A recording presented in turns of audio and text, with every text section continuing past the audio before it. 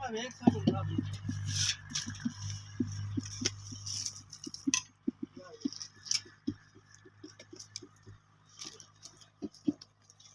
किवें ढोल के खड़काना बेटे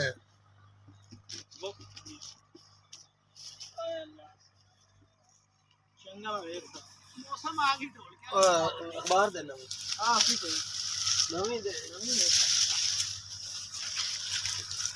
आके बस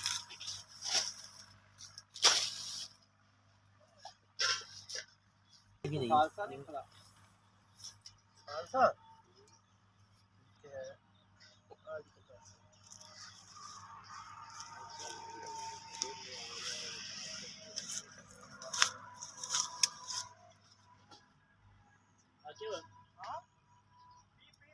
आजा पीती बैठे आजा तत्ती होंदी भाई